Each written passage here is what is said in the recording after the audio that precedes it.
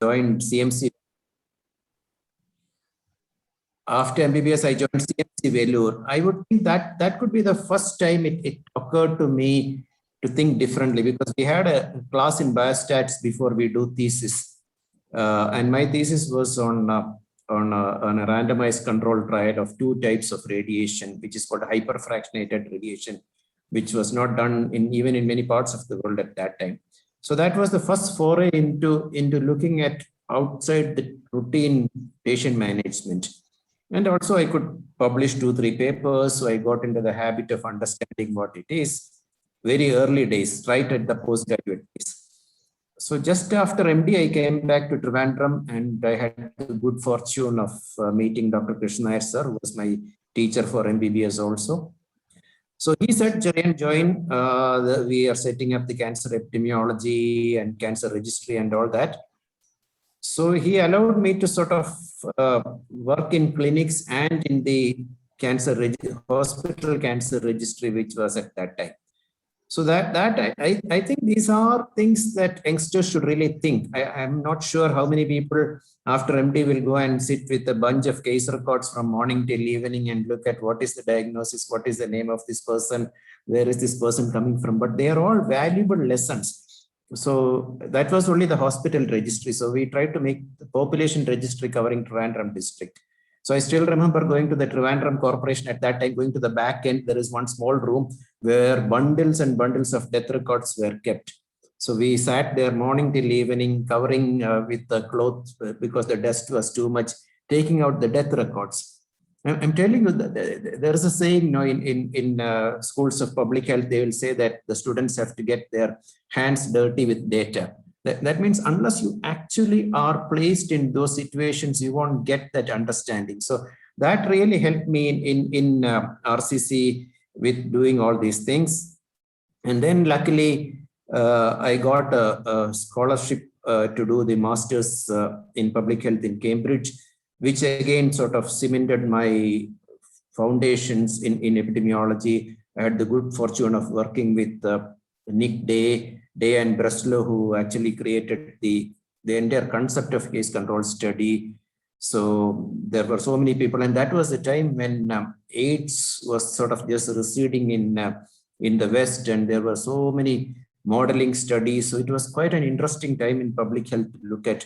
I was also part of setting up this multinational study called EPIC, which was the European prospective study into diet. So there was a lot of interesting ways of looking at how this can be measured. So I would summarize all those things, Professor Nair, in one way as exposure and willingness to get into areas which are traditionally not considered the way that you should travel. So then when I came back to RCC every time. I went to Cambridge, I came back. I then went to Leeds, worked for 2 years and came back. Then I got the PhD fellowship. I went to Tampere and came back. So I took a deliberate thing to come back and sort of be in touch with reality all the time, of the reality of this country. And then I got a job in WHO in 2001, and I worked there in India office, covering the whole of the country for about 7 years, then into the regional office. Then I also worked a brief time in Fiji, which was quite an interesting place. And then in Geneva. So that is my trajectory. Was it planned? Maybe not, but I was not hesitant to jump into areas which traditionally people will not jump in.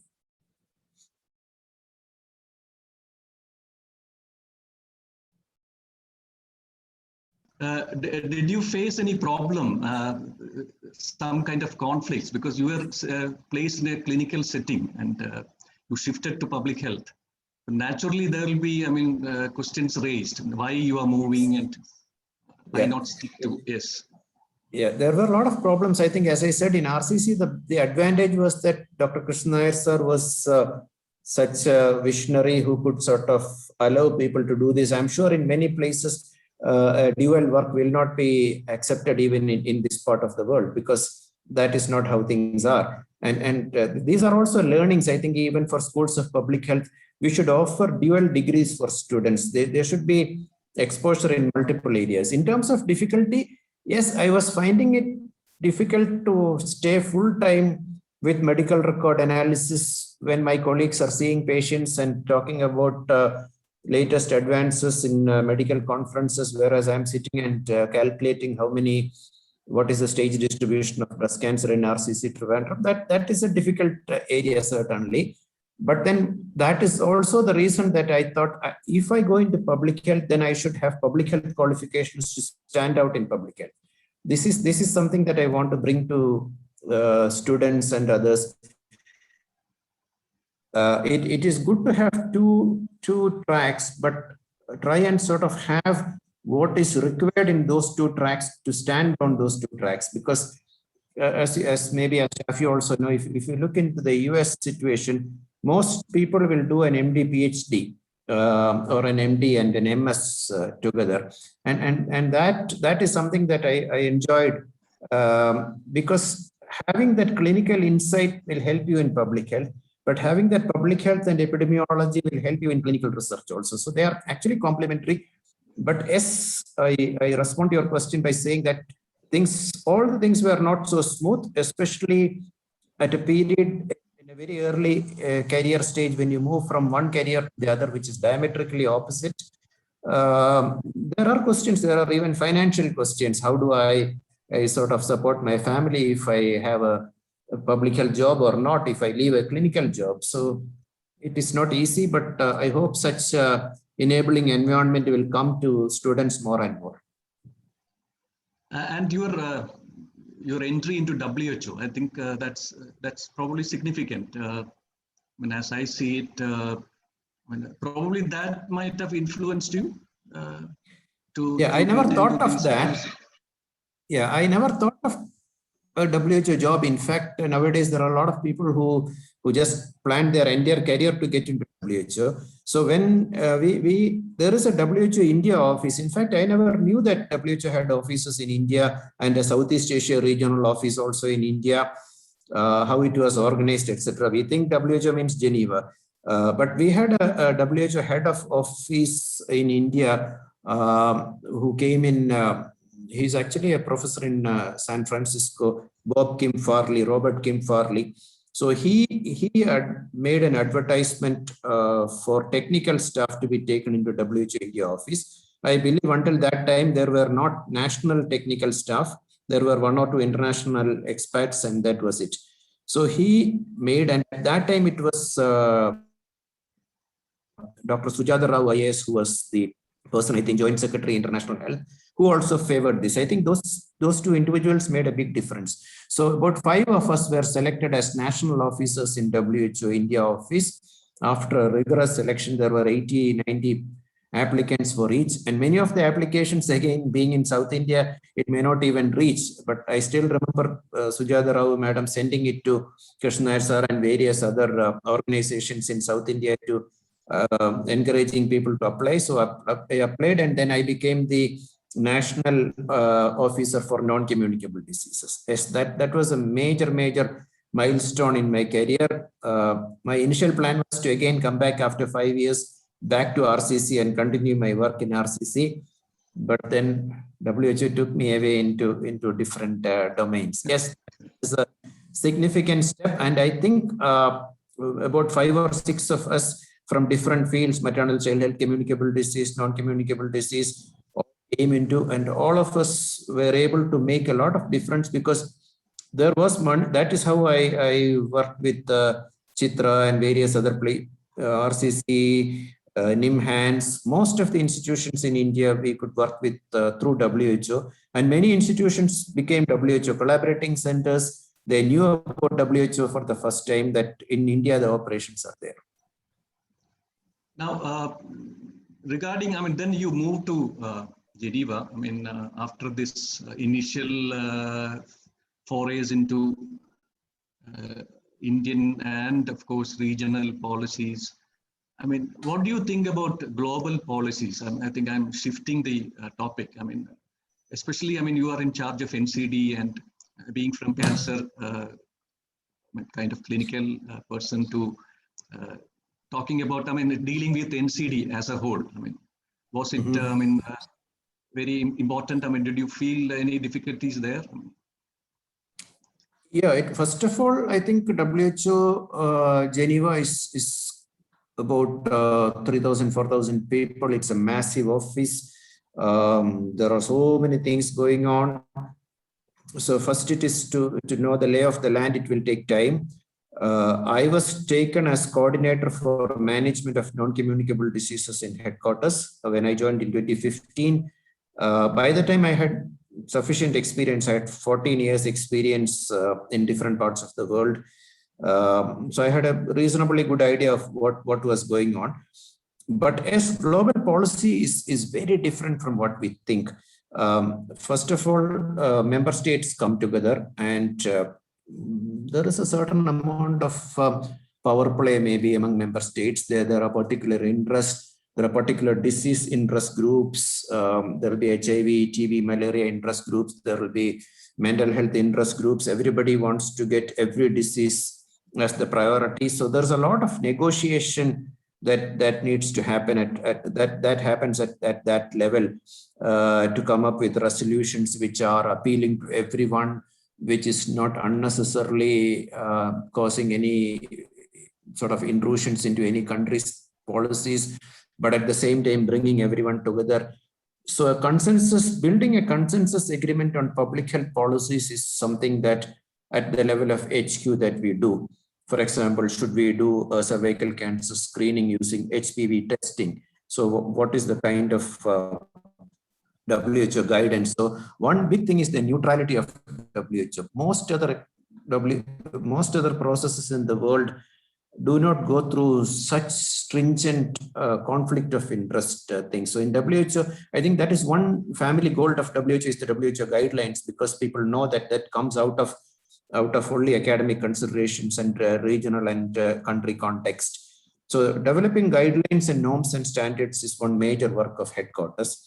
Second is to provide technical support to countries which is at different levels. So a very advanced country which needs only a conversation compared to a country which has got a lot of financial and other health challenges, where a little bit of financial support we mobilize and show them how things get done.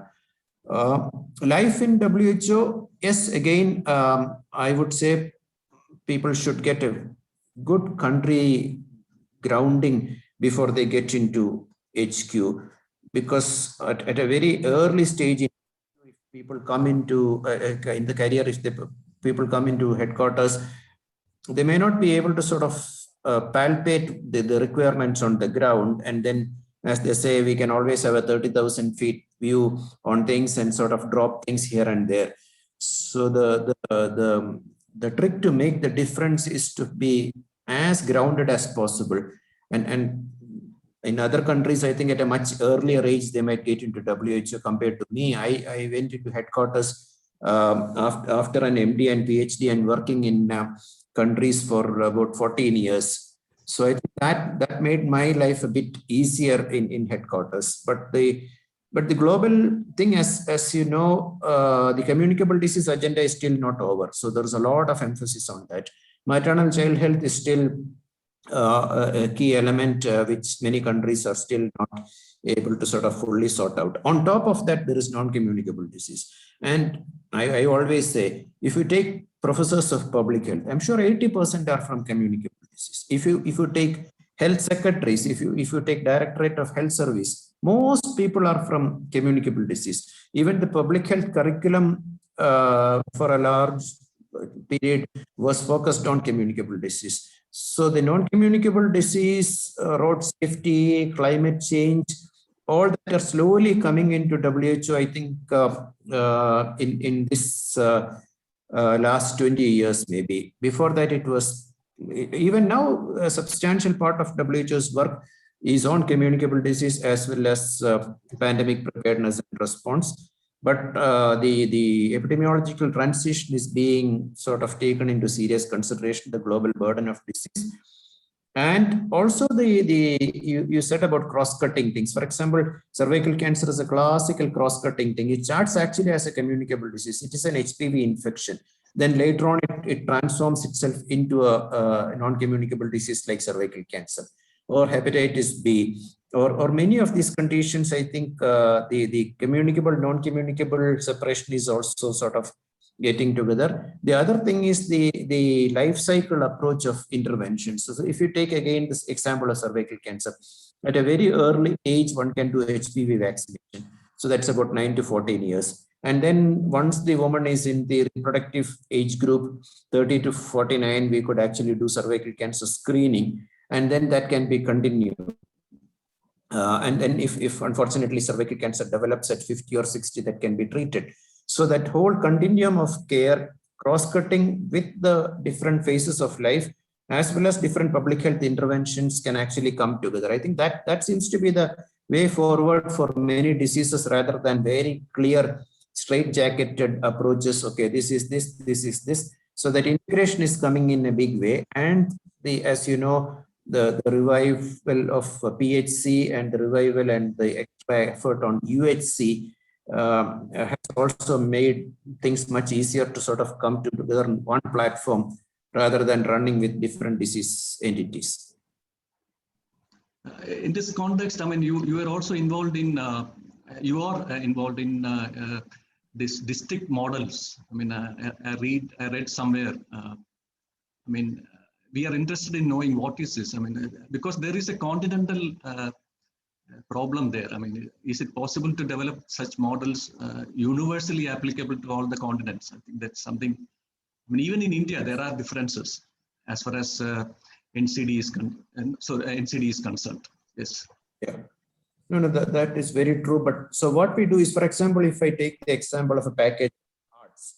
So this, I conceived this package. We have technical consultations. So we looked at cardiovascular disease and that it is not really having that kind of an impact in low and middle income countries. So the HEARTS means healthy lifestyle, evidence-based protocol, access to medicine, risk-based management, team-based care, and systems for monitoring, which are almost like the 6 building blocks of the health system. I converted them into a more easily adaptable system. Now, how this is adapted in India or in Thailand or in Peru or in Cuba are different, as you rightly said, but certain parameters stay as key elements. One is there should be an evidence-based protocol. So whether we treat hypertension in Cuba or in Chile or in Ethiopia, there has to be a protocol-based management, and that actually helps the organization of service and the outcome from the management much better.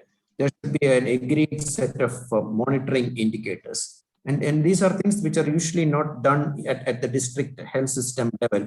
And whereas for TB and HIV, even in sub-Saharan Africa, where systems are not so well structured and developed for overall health system, if you look at HIV TB programs, they are very well structured at the district level. Everybody knows how many patients are there, how many of them are newly diagnosed, how many of them are on treatment.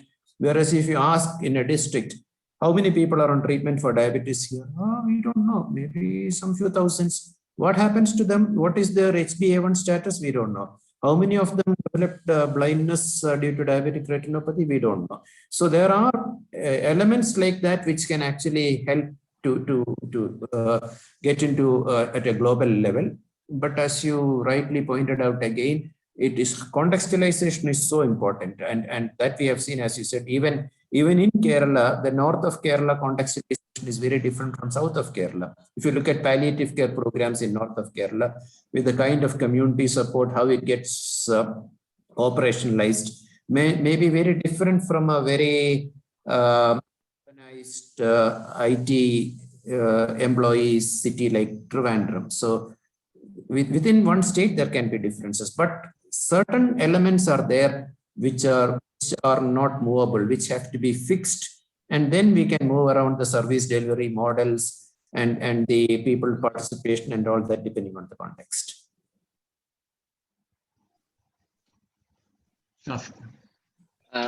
Thank you, Dr. Cheriyan Varghese, for joining us in today's conversation, and it was really very great to listen your transition from clinical side to the public health side, and also the opportunities and responsibilities that young public health scholars can look forward to.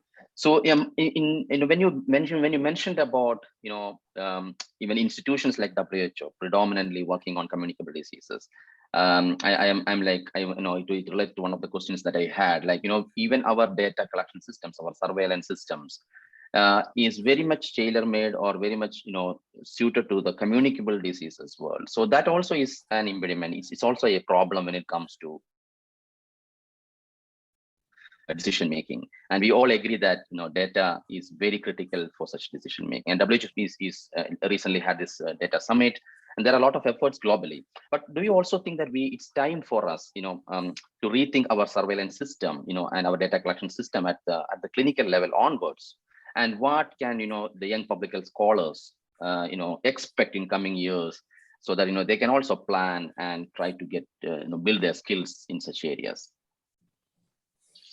Thank you, and good to meet you again. You touched on an area in public health which NCD is a sort of major casualty of that. As I said, I was just giving the example. If you go to a district or a primary health center and ask how many people are on TB treatment, they know exactly. How many children have been given vaccination, they know. You ask how many people are on treatment for hypertension, they have no idea. We ask what is the prevalence of hypertension in Kerala by district. I don't think we know that. If we just say, okay, there is a national survey, NFHS4 was done, and then we have 10% prevalence or something. But do we have urban-rural difference in the prevalence of hypertension?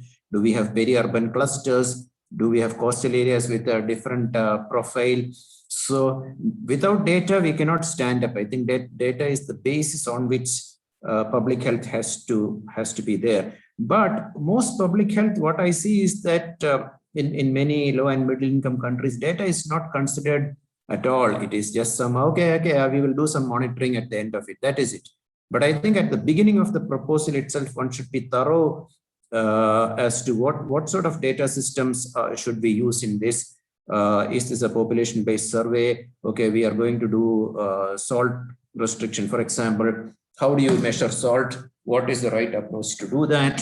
Can we take urine sodium as a measurement, or should we do a proxy measure of just look at the processed food and then look at the salt content and average consumption, which could be a completely non-invasive way of doing that. And again, as you mentioned, the whole surveillance is moving into a digital sphere now. People say that if you want to know physical activity, you just put a Fitbit, which has got a Wi-Fi, and then let people walk around and for 2 weeks, and then you can get their physical activity. So we don't have to have an IPAC or other questionnaires, which is 3 hours and then still difficult to find. Diet is another thing. Dietary questionnaires we can go on and on with dietary questionnaires. At the end, you will only know whether they are a vegetarian or non-vegetarian. That is all maybe you will get sometimes, because the finesse is not there to convert them into levels with which risk can be made. That is also one of the reasons why most of the public health advice is not getting refined in non-communicable disease, whether it is alcohol consumption, whether it is diet, whether it is physical activity. And unlike communicable disease, we can clearly say, okay, this is the vector, this is the exposure, this is the virus, this is what you have to do. So the multifactorial nature of non-communicable disease, age, genetic predisposition, risk factors, and how the body reacts to these risk factors, what is the cardiometabolic profile, all those things have to be measured. So I believe digital solutions will have to be looked into, because in this day and age, massive population-based surveys with hundreds of people going around the community where people are not at the house, and then asking questions and then trying to make sense out of that is needed maybe. But I think we should look at newer ways of maybe modeling with minimal data, minimal metabolic exposures to actually look at what is the behavioral exposures. So a lot of work needs to be done. And I think the young public health scholars have to seriously look into data collection, data privacy, which all of you read. We always read the wrong things, know that data cannot be taken, data is being taken and given to somebody and all that. So those are all data safety, security, quality, validation, ease of collecting data, all that has to be looked into.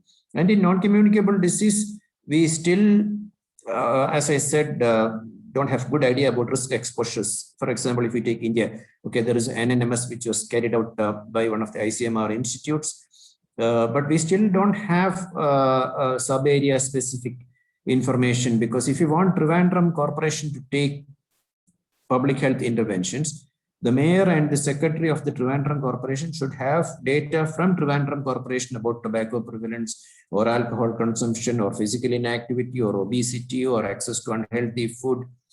Then only they can take action. So many of the public health interventions are not taking place because there is no data for decision making, as you rightly said, Shafi.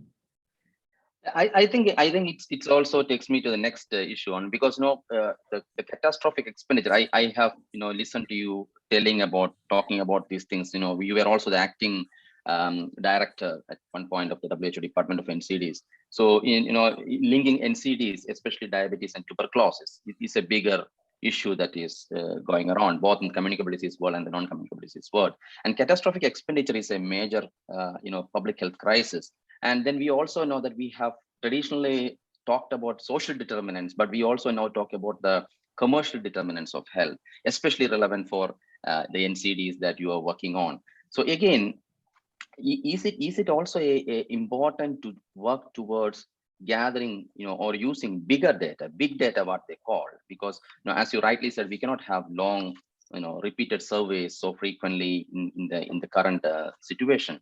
But of course, we also need to tap the resources in terms of big data available from across all these sectors, the food industries, the consumption patterns. So how far we could do, and what is WHO's vision in terms of expanding those, in terms of technical capacity building of countries to use such data?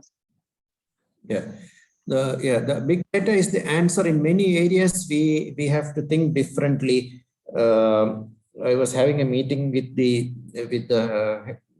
health administrators of Kerala 2-3 years back before the COVID, where the issues of diabetes and obesity came up. I said, let us just look at in Kerala, how many bakeries are there? Bakeries which sell cakes and sweetmeats and all that. So there are about 25 to 30,000 bakeries in this state. Can you imagine? And I'm sure governments and the local bodies will have information on that. What is the average consumption, which is very easy to find out from a bakery, because products in bakery have a very short shelf life, right? Within a day, things will go stale, or 3-4 days. It's not like processed, ultra processed packaged food. That alone is an interesting finding to look at. Okay, what is the consumption, and if such bakeries are surviving, that means Malayalis are consuming all of them, or the people living in Kerala are consuming all of them. So one has to then start and then support it with maybe a small study on trends in obesity. I think small cohorts here and there will really help. You know that in most high-income countries, most of the world's public health inferences that we have come from cohort studies. So that is something that we should really set up in some places, because that longitudinal data is important. Of course, we don't have to keep on, we can use new solutions to get data on them.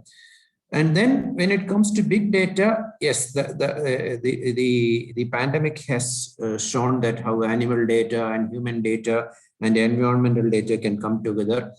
I would think some sort of GIS-based data system, which is a living data system rather than the sporadic data collection, because ICMR gave me 500,000 rupees, so I'm going to do a data collection. That is not data collection. That is some research project just for the sake of that. I think there is enough capacity in terms of having a layered GIS-based information system which can look at traffic accidents, or maybe air pollution, or maybe enabling environment for physical activity, or even look at the number of alcohol outlets. So that layer of sort of geospatial approach. I think yesterday there was a seminar in WHO. This I think it's a guy called Ravi Shankar who is heading the GIS data in WHO. So that is one area that WHO is really moving forward. The other is to sort of the traditional work on mortality data, which I know is highly topical in this time of the pandemic. But only 30% of the countries in the world actually have reliable cause-specific mortality data reporting to WHO. Imagine with 30% of countries, that means 70% of the countries do not have a system by which they don't even know with what cause the person is dying in their country. So I think it has to be a titrated approach in such countries. Also, we should maybe use AI for verbal autopsy or something like that. And then as the capacity increases, then maybe we should bring in these other elements together. Yeah, I think I will take one more question to you. So I mean, basically, when you started the discussion, you mentioned about the opportunities you had during your MD period. Trying to work on specific theses and publishing and getting into the world of research. That is something which again both our clinical as well as other students should also be exposed to, right? I mean, especially our medical students. I mean, we know the medical education system needs a lot of changes, as you rightly mentioned. Exposure to research methods quite early, and getting that interest. I believe, personally, one of the reasons like why many people find it difficult to get into public health is also to do with the medical education that we have, in terms of the limited exposure and the limited interest that is given to our medical students. So how can we like sort of improve or bring these elements into our medical education system, because we are also seeing vast changes in medical education in our country these days. So I think that is also something which which can actually improve our public health capacity of the country in terms of getting all these outputs that you mentioned.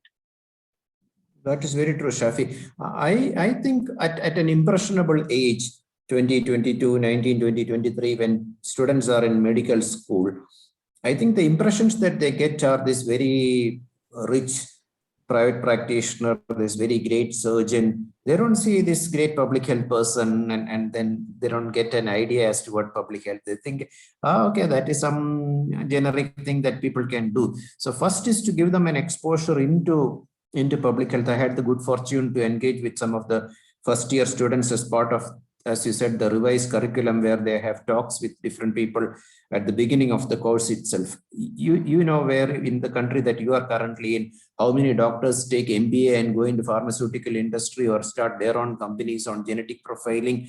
How many of our low and middle income country graduates do that? It is not that they don't have the capacity, they don't have the exposure, they're not being exposed, and generally it is considered as non-rewarding. I think that is a problem. So my plea to everyone is, don't think of rewards immediately. It is not that I publish a paper tomorrow, I'll get a job in Gates Foundation. That should not be the way. I think you do the thing and then the jobs will come to you. I think then that mentality has to come in. All postgraduate students do a reasonable thesis. Okay, how many of them get published or published even in the Journal of Postgraduate Medicine or in the ICMR journal? How many people publish? Very few, hardly any. Once the thesis is done, it is just thrown. That is it. Nowadays, it is even digital, so there is no need to throw the book also. Otherwise, the book is just thrown out. So such small things, I think it is the small things that will help you to change your thinking. That's what I have learned in my life. It's a small thing. Even if you make a small thing on what is the stage distribution of oral cancer and where are they coming from, just make it into a small, nice slide set, present it, discuss about it. So that sort of improving the perfection at every small thing that you do will actually sort of grow it into a habit. You must have read this book by Dr. V. Mohan, who has set up this major diabetes research foundation and everything in Chennai. He always says that you should make excellence a habit. So I think it is multifactorial, but an individual can do a lot of things in addition to blaming the environment that the person is in. Of course, the environment has to change, but like Global Institutes and Dr. Nair and all others are there, which were not there when at least I did medicine many years back. So and then we have internet now. it is so easy, you know, how to do kappa, how to do lambda, how to do a multivariate regression. There are umpteen number of resources which are available. I think we are not using that effectively for anything and everything. There's so much of resource out there. And that is also something that needs to be capitalized by students and sort of get a satisfaction out of doing things, and then slowly things will work out. But I agree, Shafi, we need to equip students, because these things may not just come automatically to people. So there should be more of exposure to what public health is, how is modeling done for predicting whether the third wave will come, what is meant by genetic sequencing of this thing, what are vaccine escapes, how is vaccine working on these things. Everything can be exposed and studied and discussed at the level of the public health institute or within the medical schools, taking into account the workload, but still at every place something more can be done. That is my motto. At every place in where you are in life, in addition to what you're doing, you can either do it well, better, or something more can be added. Let me take over for a brief period. I think it was quite enlightening. I'm sure some of our students would have enjoyed what you stated now. I will also ask a question on violence. I mean, I think that is also part of your, that division. I mean, I'm not saying you are violent, but I think violence at the ethnic kind of situation. That's probably what you mean by violence in that unit. But we are also seeing micro violence. For instance, in Kerala at the family level in recent times, it's quite prevalent. We are all disturbed by that kind of violence here. But what is your take on this? I mean, how do you work on this area? Thank you. I think, the department I joined, actually, it was called NCD's Violence and Injury Prevention. So that they had road safety as one major area. Interpersonal violence was very much part of that. Suicides is also to some extent, it is also a part of violence, the larger definition of violence. So the things that were being looked at, of course, are determinants. What are the determinants of violence? You will see that alcohol is one of the major reasons for violence. Essentially, it is social determinants that lead to violence, the social exposures that people get, some sort of normalization of this, even the media reporting on suicides, for example. You know, there's always copycat suicides. So in most high-income countries, there is strict regulations of not reporting suicides. So from such interventions to looking at interpersonal violence, gender-based violence is also something as part of the violence program that is there, where one looks at a human rights-based issue or a sexual and reproductive health rights-based issue, which all come into the larger scope of violence as a whole. So violence is a social phenomena, basically, and sort of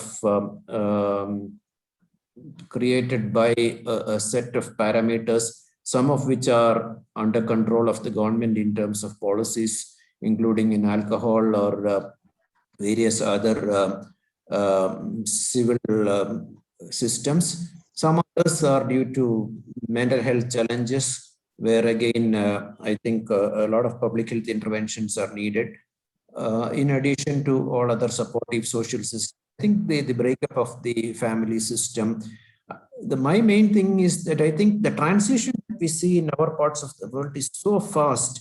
If you look at England over 100 years, and I think this is something that I always say, if you look at public health changes, you have to see 100 years. If you see 100 years of France or England or any of those high-income countries, they also had very high traffic accidents, very high alcohol-related problems, HIV, TB, STI, and then then they slowly moved into a very different sphere with longevity, control of communicable disease. It cannot just be said as epidemiological transition. Is much more of a socio-cultural transition and approach to life and everything. But that they had time to adapt to each of them. But I think for us, what has happened is it is all compressed into 10, 15 years. 10 years back or 15 years back, the social systems were so different, and it has come into a place where people should have had 20, 25 years to adjust. But within 5 years, they have to adjust to everything. And that might be causing a lot of social pressure, in addition to many other issues that would have to be tackled through a truly multi-sectoral approach, bringing in religion if they have a role, bringing in societies, bringing in sort of civil society groups that have to come in. So violence is certainly, it's quite disturbing also. And I always say somebody dying out of violence is actually a real tragedy. Okay, somebody dying out of a disease is also a tragedy, but at least there were many factors that were beyond us. But somebody dying out of a violence is purely because of human intervention. So that's something unacceptable. I think you touched upon two important things, which I feel I should ask this, given because there's an opportunity here. You talked about government policies. Some of the policies are at the government level, so we have evidence, but translating the evidence into policies and action is something which is with the government, and we find it very often that that's also a very big problem in, for example, alcohol in our own state or in many states. Exercise, we talked about physical activities. We know the situation in many cities and many parts of even our state, like the difficulties having access to such physical activity spaces.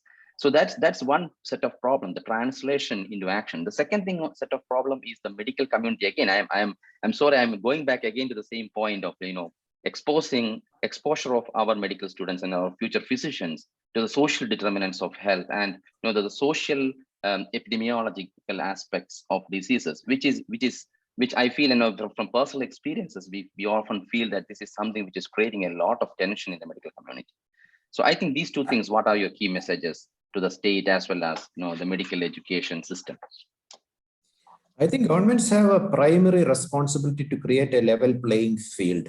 This is a major challenge in non-communicable disease when we say soft drink taxes should be raised, or tobacco taxes should be raised, or alcohol availability should be reduced. A lot of people will say, oh, no, this is all personal freedom. It is not. I did my PhD in Finland. Nordic countries, alcohol is consumed. It's very cold. It's a social habit to consume alcohol. On the salary day, you cannot buy alcohol. You cannot buy alcohol from any shop in Finland. There are designated shops. So it is possible, and governments can and should take that kind of responsible public policy and not just fall into mass hysteria that this is not there, that is not there. And pandemic is a classic example. Okay, now it is a bit weak, but I think if you dial back to 8-9 months back, people were observing everything. They were wearing masks, they were having social distancing. So human behavior can change very fast. That is also something that pandemic has taught us. But going back to the government policies, yes, why should government allow excess salt or sugar or fat in certain products? Governments can certainly bring in that controls on that. In the country that I work, Switzerland, all products are trans fat free. That it's a major thing. So it's very safe. I can go and eat a piece of bread or a croissant in the morning, and I know for sure that there is no trans fat. Why can't such policies be introduced? Then we'll say, okay, no, that is because of other commercial determinants. But we have to create a level playing field. If unhealthy food companies are making a profit out of making people sick, governments have a responsibility to restrict them and ensure that reformulation and such stuff is needed to bring healthier products. I was just seeing the advertisement of Amul bringing sugar-free Mishti Doi in West Bengal. that is what, when there is demand, the private sector will respond to that. And if they don't respond, governments have a bound and responsibility to make sure that people are protected. The same thing with helmet. There were so many people saying, oh, helmet is a big problem and all that. But now, as a natural behavior, everybody puts the helmet on the head. So there will be a slight time for it to get socialized and normalized. But once we normalize social behavior, it will make a difference. And you brought in the public policy on physical activity. In Trivandrum, unless you go to the museum grounds, it is very difficult to walk in many places. So there can be nice walkways, parks in between. All that are possible, and that is the way to build human capital in terms of capable human beings who are not sick and then getting into NCDs in the middle of their life. So I think that is something that really has to be thought through in terms of government policies. In terms of exposure to social determinants, that again I see it is a social behavioral issue itself that we just study. As I said, as a doctor, why are you going to corporation medical records? What is happening in death records room? Why should you go there? Is that the right thing to do? I think there one has to exercise a bit more of thinking to see. No, I want to go because I want to see how medical cause of death certificates are done in Trivandrum. As a medical doctor, I want to see how it is. In fact, it's a joke. We saw CA written in most of them. So I thought it is all cancer because then it is cardiac arrest. So we don't even know what it is. So there is no escape that medical students have to be fully rounded in all areas of social behavior. Again, Dr. Nair referred to violence. Look at the violence against medical professionals now. That is also a challenge. I did this postgraduate diploma in hospital and health management. So there was a professor who taught a thing to us. I think it was in 2006 or 7. So this professor looked at the medical legal cases and analyzed them over 1 year. And then his impression was that in 90%, 99% of medical legal cases, the family or the relatives or the other people went to court against the health provider, was because there was no communication. And they all said, if we knew this, if we were told this, if we were made to understand this, we would not have done this. So which again shows that communication, social determinants, understanding, empathy, all that is needed. Again, just quoting a book. This is a book called book by Bankim Chandra Chattopadhyay, I think a Bengali novelist, who says at the end of the novel that healing is not a commodity for sale. I think one of the fundamental problems that has happened is healing has become a commodity for sale. And then, of course, all the attendant aspects of a profit-making company comes into health. And that is not how health transforms into social behavior. So maybe this new concept of pushing universal health coverage, that out-of-pocket expenditure should not happen, and that the government is responsible to provide a minimum set of health interventions to every individual, depending on their health condition. All that will change. So maybe we are in that transition period, but this is the right time to influence government policies. So we have a question. Sorry. No. Go ahead. Yeah. So one of the questions that we have is like, how the inequities have, changed or impacted NCD scenario over the years.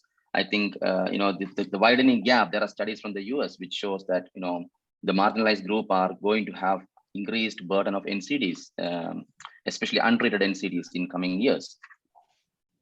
That is very true. See, if you look at poverty, it is relative poverty. A poor person in a high-income country will eat junk food compared to a slightly richer person in a low-income country will eat junk food. So that itself shows that. So poverty in the US is not the same as poverty in India. But in either case, poor people have got higher exposure to risk factors. If you look at tobacco habits even now, poor people are likely to smoke, poor people are likely to drink more, poor people are likely to eat more unhealthy food because healthier food is expensive. So that is why governments have a role to make healthier food cheaper. and unhealthy food more expensive. So differential taxation is something has to be done. So and then most of the poor people don't have any insurance. So when they get NCD, they immediately succumb to complications, and then the family goes into poverty, and then the children will come out of the school. It's a vicious cycle actually. So I think the question is very relevant. In fact, NCD is one of the casualties of economic depression in many countries. There is a very clear relationship between economic depression, suicide, and as well as NCDs. So that is again another reason why there has to be some sort of social net where people should not go into abject poverty and get into all these difficulties. But NCD, yes, but also it is interesting to see the bands in which NCD is changing. As I said, when they are very poor, they may not get NCD, they may have some communicable disease. Then they become slightly richer where they can afford some junk food. Then they think that eating junk food is becoming the sign of getting rich.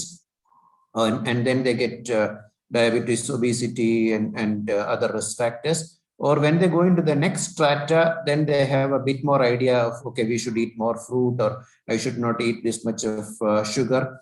So it actually is also a social gradation we can see in that. Well, I think we have almost reached the end, but I think I cannot, as a social determinants person, desist from asking this question. You know, the whole belief systems of the people, I mean, it operates strongly, and especially it's more relevant in the present context. Recently, myself and one of my talented students from Jharkhand did a study on curses and pandemic, how curses are related to the COVID. So in the context of cancer, you might have encountered such fatalism, this kind of a viewpoint. I'm sure this it operates in cancer also to a large extent, and it might influence the outcomes probably. Certainly. Now, I always used to talk about this. If you look at movies, and if they want to move some character out, they'll say, okay, this person has a cancer, and then they will show the photo of the person. So cancer was equated to death for a long time, and that actually affected the outcome of the disease as well as the potential to prevent the disease. Now I see that film stars and everybody comes and talks about cancer, and it makes it like any other disease. So social belief systems have a huge impact on screening, especially. I hear that there are societies where people think that one should never think about anything bad. So if you go for cancer screening, that means you're thinking about something bad and you should not go for that. So this also has to change. I think social scientists, anthropologists, all of them have a major role in epidemiology and public health rather than neurologists and oncologists alone, because this is just not a biomedical issue. This is a whole human issue, and the entire human environment in all its senses have to be addressed together. Okay, thank you so much for the time. I think we have reached the end of our allotted time. It has been a wonderful experience for all of us, and it gives a different perspective, and especially, I mean, a person who has moved from clinical medicine to public health and of course policy, I mean, and at the global level. It's a wonderful journey. I think this trajectory, of course, will motivate, I'm sure, a lot of our future students. Thank you so much, Dr. Thank you for this opportunity, and Shafi and Dr. Nair. It is excellent, and I really look at the Global Institute and its work. And thank you for all the participants. And I have given my email. I'm ready to help whichever way I can. I don't have all the answers, but if you want any support that I can provide, please feel free to write to me. And thank you and best of luck. Thank you. Thank you so much.